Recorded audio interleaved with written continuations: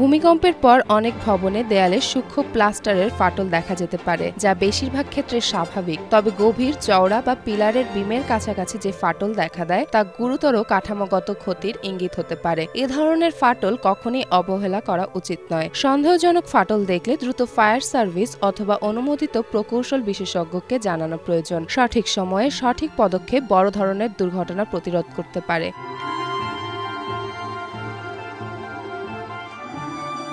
ভূমিকম্প একটি আকস্মিক এবং বিপজ্জনক প্রাকৃতিক দুর্যোগ, যা কয়েক সেকেন্ডের কাঁপুনিতে ব্যাপক ক্ষতির কারণ হতে পারে। ঘনবসতিপূর্ণ ও ভবন ঘেরা ঢাকা শহরে এ ঝুঁকি আরও বেশি। গতকাল ভূমিকম্পে ঢাকায় ৩ জন পথচারীর মৃত্যু হয়েছে, যারা রাস্তায় দাঁড়িয়ে থাকার সময় ভবনের উপরের অংশ ও পিলার পড়ে আহত হয়ে প্রাণ হারান। এই ঘটনা প্রমাণ করে যে ভূমিকম্পের সময় রাস্তায় অবস্থান করা সবচেয়ে বিপজ্জনক।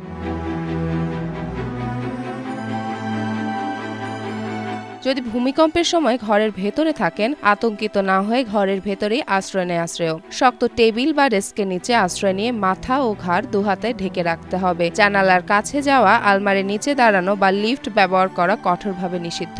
কাঁপুনি থামা পর্যন্ত ডাক কভার হোল্ড অবস্থান নিরাপদ আশ্রয় নিশ্চিত করে। বহুতল ভবনে থাকলে সিঁড়ি দিয়ে দৌড়ে নামার চেষ্টা বিপজ্জনক, বরং তলার শক্ত দেয়ালের পাশে বা মজবুত আসবাবের নিচে আশ্রয় নেওয়া উচিত। কাঁপুনি থেমে গেলে ধীরে ধীরে নিচে নামতে হবে। রাস্তায় থাকলে দ্রুত ভবন, সাইনবোর্ড, বৈদ্যুতিক খুঁটি বা গাছ থেকে দূরে সরে গিয়ে খোলা এলাকায় দাঁড়ানো জরুরি। ফুটপাত অত্যন্ত ঝুঁকিপূর্ণ, কারণ ধ্বংসাবশেষ সাধারণত সেখানেই পড়ে। রাস্তার মাঝামাঝি ফাঁকা জায়গা তুলনামূলকভাবে নিরাপদ। গাড়ির ভেতরে থাকলে গাড়ি থামিয়ে ভেতরে অবস্থান করাই উত্তম। সচেতনতা, শান্ত সিদ্ধান্ত এবং স্থান ভেদে করণীয় সম্পর্কে পূর্ব জ্ঞান এবং 3টি বিষয় ভূমিকম্পের সময় জীবন রক্ষা করতে সবচেয়ে কার্যকর ভূমিকা পালন করে।